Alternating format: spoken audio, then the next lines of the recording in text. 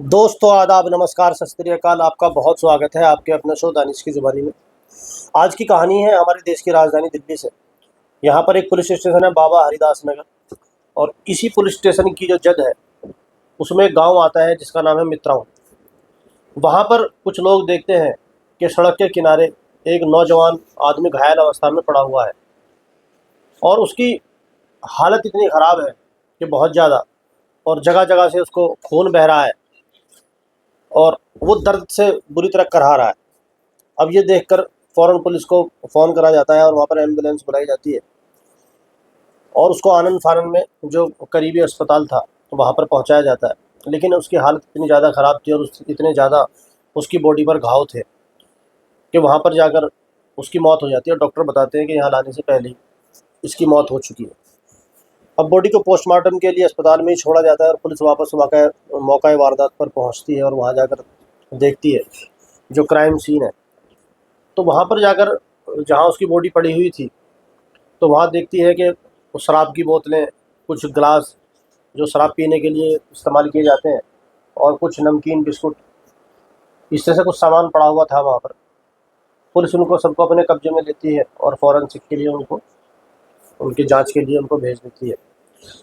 उसके बाद सबसे पहला जो पुलिस का काम है वो यही है कि ये जांच करी जाए कि ये बॉडी है किसकी। अब क्योंकि जो उसकी बॉडी की हालत देखी गई थी, जिसने भी उसका कत्ल करा था, जो उसके कातिल थे, उनकी सबसे पहले जो उनका टारगेट था उसकी जान लेने का था। और जान लेने के बाद जो उसका टारगेट था उन लोगों का, वो ये था कि उसकी पहचान ना हो, और उसकी पहचान छुपाने के लिए जो भी उसके पर्स, मोबाइल और जो भी उसकी जेब में था, आधार कार्ड, पैन कार्ड वगैरह जो भी होगा। और उसके बाद बचता है चेहरा। तो चेहरे को किसी भारी पत्थर से बुरी तरह से कुचल दिया गया था, मतलब उसका जो नक्शा है उन्होंने पूरा वो मिटाने की कोशिश करी। और जाहिर सी बात है, जब आदमी के चेहरे पर पत्थर पड़ा है तो उसके बचने की उम्मीद बहुत नामुमकिन है। लेकिन लड़का यंग था, करीब 22-23 साल की उसकी उम्र थी, तो थोड़ी बहुत देर उसने ज़िंदगी और मौत से लड़ाई करी, लेकिन वो अपनी ज़िंदगी की जंग हार जाता है। अब पुलिस ये सारी चीज़ें इकट्ठी करने के बाद अब ये जांचना और ये ढूंढना शुरू करती है कि ये था कौन। तो जो भी आसपास के सीसीटीवी फुटेज हैं उनको चेक करा जाता है, और उसके बाद जो पुलिस के बड़े अधिकारी थे वो इस बात पर ध्यान देते हैं कि जब यहाँ पर ये शराब और शराब की जो बोतलें और गिलास वगैरह हैं, तो जाहिर सी बात है ये जो भी लोग हैं, क्योंकि गिलास वहाँ पर कई सारे गिलास थे, करीब 4-5 गिलास थे, जिससे पुलिस ने अंदाज़ा लगाया कि पूरा ग्रुप था, ये 4-5 आदमी है। तो ये सारी चीज़ देखने के बाद पुलिस फैसला करती है जो भी आसपास के ठेके हैं, जो जो शराब की दुकानें हैं, उन दुकानों को के पर जो सीसीटीवी लगे हुए हैं, जो कैमरे हैं, उनकी जांच करी जाए। क्योंकि जाहिर सी बात है, जब आदमी ने शराब पी है तो शराब तो वो कहीं ना कहीं से लेकर आया ही है। तो अगर वो वैसे भी किसी कैमरे में नहीं आया, तो जाहिर सी बात है शराब के ठेके पर जब उसने शराब खरीदी होगी तो वहाँ पर वो आए होंगे। तो यही सोचने के बाद जितने भी आसपास के जो शराब की दुकानें हैं, चाहे वो देसी हो चाहे इंग्लिश हो, सब पर पुलिस सबके सीसीटीवी फुटेज चेक करती है और वहाँ पर देखती है। तो उसके अंदर एक ग्रुप नज़र आता है जो 5 लड़कों का था। अब क्योंकि जिसकी मृत्यु हुई थी वो लड़का भी उस ग्रुप के अंदर ही होगा, लेकिन उसका चेहरा उन्होंने इतना बिगाड़ दिया था कि उसकी पहचान हो पानी मुश्किल थी। बाकी फिर भी ऐसा होता है, जैसे कपड़े हैं या कोई ऐसी स्ट्राइप या चेक की कोई शर्ट पहनी हुई है, उससे थोड़ी बहुत अंदाजा ये हो जाता है सीसीटीवी फुटेज से भी कि ये इनके बीच में लड़का था। तो अब एक ग्रुप की फ़ोटो सीसीटीवी फुटेज के माध्यम से जो पुलिस को मिली थी, अब वो पुलिस के हाथ में थी, और पुलिस उसको जो भी आसपास के थाने हैं और सब में उसको भिजवाती है, और जो भी मुखबिर है सारे मुखबिरों को एक्टिवेट किया जाता है। क्योंकि एक दूसरा अंदाज़ा ये भी बिल्कुल सीधा सीधा है कि जो भी आदमी शराब खरीदेगा और उसको खरीद कर वहीं पर अगर वो पी रहा है, तो जाहिर सी बात है वो आसपास का ही होगा या थोड़ी बहुत दूर का होगा। तो पुलिस को लगा कि इतनी बड़ी बात होगी नहीं कि इनको ढूंढने में इतनी परेशानी आएगी, तो वो मुखबिरों को जो फुटेज है उनके फ़ोटो निकाल कर देती है, और उसकी जो है सर्चिंग अभियान जोरों शोरों से पूरी तरह शुरू हो जाता है। कुछ मुखबिर इसमें कामयाब होते हैं और मुखबिर बताते हैं कि इनकी पहचान हो गई है। वो 4 आदमी थे, 4 लड़के थे, जिसमें एक का नाम था हिमांशु डागर, धीरज धूर, अंशुल और साहिल। और एक लड़का था इसमें।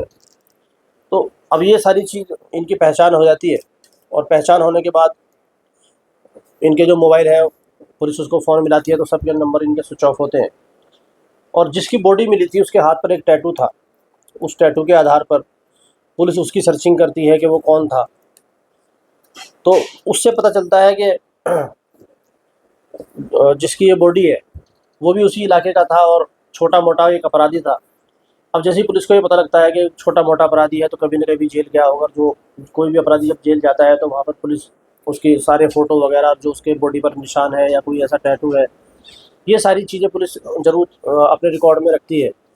तो पुलिस को अपने रिकॉर्ड में से ये पता चलता है कि उसके जो हाथ पर एक टैटू है, जो उसकी बाजू है, और उस बाजू के आधार पर ये पता लगता है कि ये जो अपराधी है इसका नाम बंटी है, इसकी उम्र 22-23 साल है, और ये यहीं पे उसके पास ही एक गांव है गोपाल नगर, वहाँ का रहने वाला है।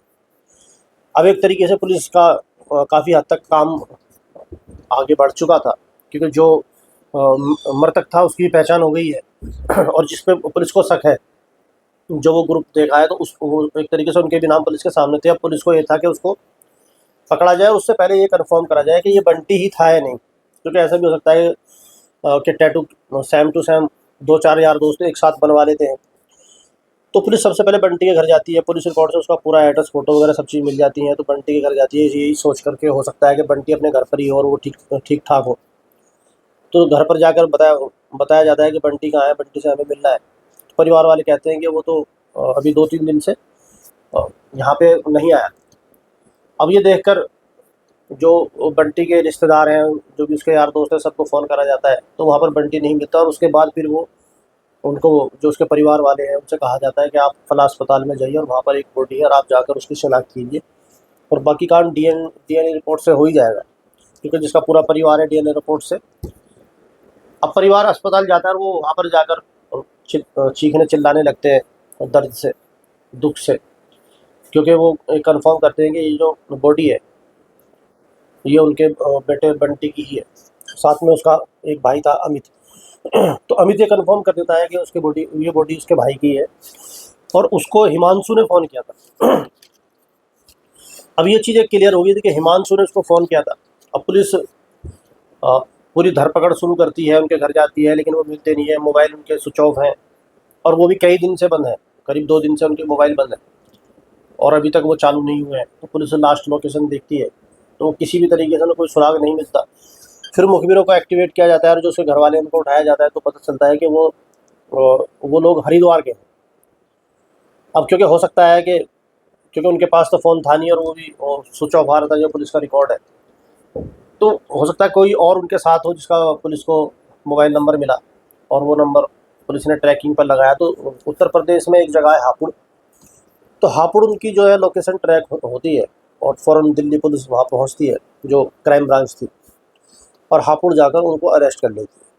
तो वहाँ पर ये हिमांशु, धीरज, अंशुल, साहिल चारों पुलिस की पकड़ में होते हैं, और पुलिस उनको बाबा हरिदास नगर था पुलिस स्टेशन लेकर आती है, और अब उनसे वहाँ पूछताछ होती है कि तुमने इसकी हत्या क्यों करी। शुरू में वो मना करते हैं, लेकिन फिर उनको जो शराब के तरीके से सीसीटीवी फुटेज का वीडियो दिखाया जाता है, और जो उनके फिंगरप्रिंट वगैरह हैं, जो ग्लास वहाँ पर मिले थे, और फिर जो बंटी है, जो मृतक था, जो उसका भाई अमित, वो बताता है कि हिमांशु का फ़ोन आया था। तो सारे जो कड़ियाँ एक दूसरे से मैच हो रही थी, और ये सब उनको बताया जाता है, और वो इस बात को कबूल करते हैं कि हाँ, उन्होंने ही इसकी हत्या करी है। तो पुलिस पूछती है, तुमने उसकी हत्या क्यों करी है, ऐसे ही क्या उसके साथ तुम्हारी खुन्नस थी, या ऐसा क्या तुम्हारी उसके साथ दुश्मनी थी। तो हिमांशु बताता है कि बंटी मेरा बहुत अच्छा दोस्त था और उसका घर पे आना जाना था। तो हिमांशु की जो एक बहन होती है, उससे उसका अफेयर हो जाता है। अब जैसे कि यहाँ पर हम जानते हैं, जो बातें हैं ज़्यादा दिन छुपती नहीं है, और ज़्यादा दिन इनको छुपा कर नहीं रख सकते, किसी न किसी तरीके से ये चीज़ें बाहर आ जाती हैं, और ये चीज़ बाहर आती हैं, और इस बात का हिमांशु को पता लग जाता है कि मेरा दोस्त मेरी ही बहन के साथ अफेयर में पड़ा हुआ है। और ये देखकर उसको बहुत गुस्सा आता है, और वो एकदम तमतमा जाता है, और वो ये सोचता है कि हिमांशु ये सोचता है कि मुझे इसका बंटी का कत्ल करना है। अब वो ये सारी योजनाएं बनानी शुरू करता है, जबकि चाहिए तो ये था, पहले समझाता बुझाता, और वो चाहता तो उससे अपनी दोस्ती ख़त्म कर सकता था, और अपनी बहन को समझा सकता था, लेकिन उसने ना अपनी बहन को बताया कि वो ये सब जान चुका है, और ना ही अपने दोस्त बंटी को बताया कि ये सब चीज़ वो जान चुका है, और उल्टा उसने उसकी हत्या की योजना बनानी शुरू कर दी। तो बंटी की जो नंसाल है वो हरियाणा में सोनीपत में एक गांव है दीपालपुर। तो दीपालपुर उसके मामा रहते हैं, वो अपने मामा के यहाँ जाता है हरियाणा में, और वहाँ जाकर ये जो 3 दोस्त थे, तो धीरज, अंशुल, साहिल, इनको इस चीज़ के लिए तैयार करता है। कहता मेरी बहन आपकी बहन है, और हमारी बहन के साथ हमारा ही दोस्त जो बंटी है वो गलत चीज़ कर रहा है।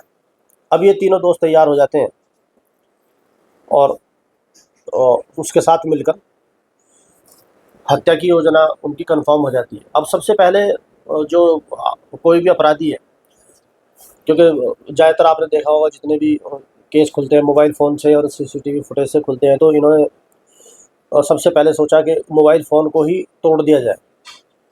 तो 1 फरवरी को जब ये हिमांशु दिल्ली से जाता है वहाँ पर अपने मामा के यहाँ दीपालपुर गांव में सोनीपत के, तो ये अपना मोबाइल तोड़ देता है और सिम तोड़कर फेंक देता है। उसके बाद ये हरियाणा जाता है और वहाँ पर धीरज, अंशुल, साहिल से मुलाकात करता है, और उसके बाद ये अगले दिन 2 फरवरी को ये वापस नजफगढ़ आते हैं, और वहाँ पर आकर ये भी एक बालाजी टेलीकॉम एक कोई शॉप है, वहाँ पर ये 3 जो इसके दोस्त हैं जो हत्या की योजना में शामिल थे, ये भी अपना फ़ोन वहाँ पर बेच देते हैं बालाजी टेलीकॉम को, और जो सिम थे उनको ये डिस्ट्रॉय कर देते हैं। क्योंकि अभी जो इनकी योजना है वो इस तरीके से चल रही है कि अभी हमने कोई ऐसा अपराध करा नहीं है, और अभी हम सिर्फ योजना बना रहे हैं, जो भी चीज़ें हमारे दिमाग के अंदर ही है, और अब उससे पहले हमने अपना मोबाइल तोड़ दिया है, फेंक दिया है, बेच दिया है, और सिमों को डिस्ट्रॉय कर दिया है। तो अब मोबाइल से तो कम पुलिस हमें पकड़ नहीं सकती। तो ये चीज़ करने के बाद अब वो हिमांशु फ़ोन करता है बंटी को कि तुम कहाँ हो, आ जाओ, साथ में दारू पीते हैं और पार्टी करेंगे, और बहुत दिन हो गए मिले हुए। लेकिन यहाँ पर जो हिमांशु होता है, ये बंटी होता है, और बंटी का भाई अमित, ये दोनों साथ में होते हैं, और ये कहीं इतने बिजी होते हैं कि ये वहाँ पर आ नहीं पाते, और इस तरीके से उनका जो पूरा प्लान है वो एक तरीके से फेल हो जाता है। अब वो फेल होने के बाद में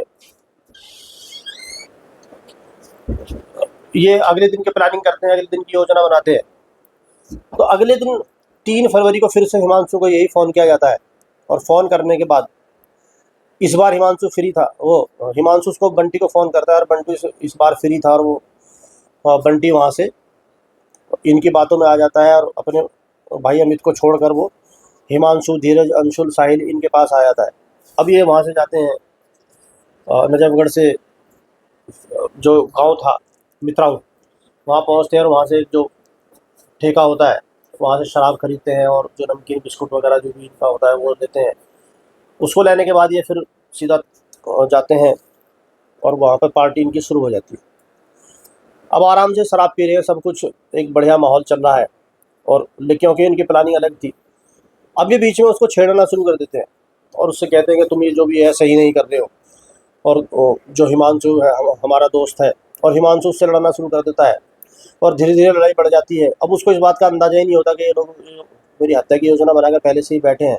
उनको सिर्फ एक थोड़ी सी एक छेड़छाड़ करनी थी, और वो जाहिर सी बात है आपस में लड़ाई झगड़ा उनका शुरू हुआ, और इसी बीच में कहाँ एक अकेला आदमी और कहाँ 4 आदमी, और उसको भी उन्होंने काफ़ी मात्रा में शराब पिला दी थी। वो उसको फिर चाकू से या किसी नोकीली चीज़ से उस पर वार करना शुरू कर देते हैं, और वो दर्द से नीचे ज़मीन पर गिर जाता है। और जैसे ही वो ज़मीन पर गिर जाता है तो हिमांशु फ़ौरन एक पत्थर उठाता है और सीधा उसके मुंह पर पूरी ताकत के साथ उसके चेहरे पर वो पत्थर मार देता है। अब ये पत्थर लगते ही जाहिर सी बात है उसका जो चेहरा था या सर था वो फट जाता है, और वो उसमें ब्लड निकलना बहुत तेज़ी से शुरू होता है। इनको लगता है कि अब ये मर चुका है, और वो वहाँ से आनन फानन में भाग जाते हैं। लेकिन वो युवा था, इतनी मतलब थोड़ा वो संघर्ष करता है मौत के साथ, और वो ज़ोर ज़ोर से कराता है। जो उसकी आवाज़ है वो वहाँ के जो राहगीर गुजर रहे होते हैं वो लोग वहाँ पहुँचते हैं, और वो वहाँ पहुँचने के बाद उसको देखते हैं और पुलिस को फ़ोन करते हैं, और पुलिस उनको अस्पताल लेकर जाती है जहाँ पर उसकी मृत्यु हो जाती है। अब पुलिस के सामने सारी कहानी आ चुकी थी, तो वो ये हिमांशु और धीरज ये सब बताते हैं पुलिस को कि हमें ऐसा लगा कि मोबाइल हमने पहले ही डिस्ट्रॉय कर दिए हैं हत्या से 2 दिन पहले, और उसके बाद हमने हत्या करी है, तो हम पकड़े नहीं जाएंगे और नीचे की अदालत अब हमें कोई सज़ा नहीं दे सकती। लेकिन जो ऊपर वाले की अदालत है, वहाँ पर जाहिर सी बात है, वो तो बिना सीसीटीवी और बिना मोबाइल की फुटेज, मोबाइल की लोकेशन के वहाँ पर सारे जो पाप है हम पे चढ़ चुके हैं, और ऊपर वाले ने हमारे बही खाते में सब चीज़ लिख लिया और इसकी हमें सज़ा मिलेगी। तो उसका फिर ये उसका तोड़ निकालते हैं। तो ये उसका जो मशवरा आपस में करते हैं कि हमने एक पाप कर दिया, हमने एक हत्या कर दी है, तो हम हरिद्वार जाकर शुद्ध होके आते हैं। वो सारे के सारे वहाँ इकट्ठे होते हैं और हरिद्वार जाते हैं, वहाँ पर नहाते हैं, और नहाने के बाद इनको ये महसूस होता है कि अब हमने जो भी कत्ल करा है, जो भी अपराध करा है, जो भी पाप करा है, वो हमारा धुल गया है और हम बिल्कुल अब एकदम पहले की तरह एकदम पाक और एकदम साफ़ हो चुके हैं। तो नीचे की अदालत हमें पकड़ नहीं सकती और ऊपर वाले से हमने माफ़ी मांग ली और हम गंगा नहा लिए। ये सोचकर ये हरिद्वार गए थे और वहाँ पर से वापस आते हैं, जाहिर सी बात है इनके साथ कोई होगा ही, क्योंकि इनके मोबाइल तो थे नहीं। तो उससे पुलिस ट्रैक करती है और इनको पकड़ती है। तो ये थी आज की कहानी। आप सोच सकते हैं कि छोटे से छोटा अपराधी, जो एक आप कहो अगर अनपढ़ भी है, उसको भी जो पुलिस की जो तफ्तीश है उसकी इतनी जानकारी है कि सबसे पहले पुलिस हमारे मोबाइलों को चेक करेगी या जो कैमरों को देखेगी, ये 2-4 चीज़ें इनको ज़रूर देखेगी। और इन चीज़ों का एक जो अनपढ़ है, बिल्कुल एक जिसने कभी क्राइम करा ही नहीं है, जिसकी कोई हिस्ट्री नहीं है, उसको भी इतनी जानकारी आज की तारीख में है। और वो सबसे पहले कैसे अपना मोबाइल फेंकते हैं, तोड़ते हैं और जो सिम है उनको डिस्ट्रॉय करते हैं। तो ये थी आज की कहानी। उम्मीद आपको पसंद आई होगी, और इस कहानी में आपकी क्या राय है, क्या ज़रूर कमेंट में ज़रूर बताएं। अब आपसे मुलाकात हुई कल किसी दूसरी सच्ची घटना के साथ। तब तक अपना और अपनों का बहुत ध्यान रखें। बहुत बहुत धन्यवाद।